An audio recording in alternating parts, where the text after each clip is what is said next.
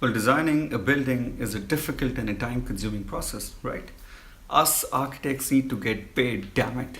Well, in this video, I'll attempt to discuss different ways that architects can charge their clients. In less than 90 seconds. There's several methods of compensation for an architect's services. You can break them down to three different types. Number one, lump sum or fixed fee. Well, this is the amount agreed upon with the client at the start of the project.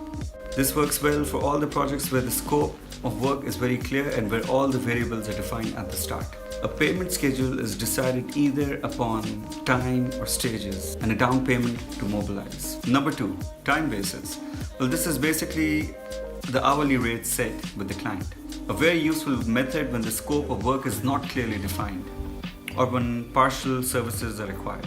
Hourly rate contracts are negotiated on the hourly unit rate along with an estimate of the total number of hours required for the job. Number three, percentage-based fee.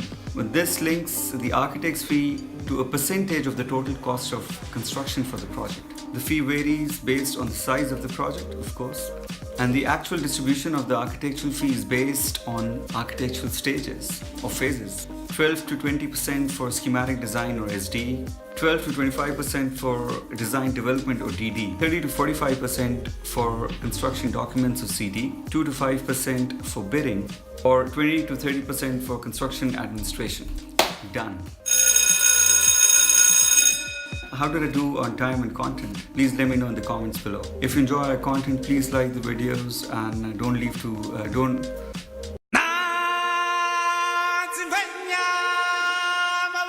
Chihuahua.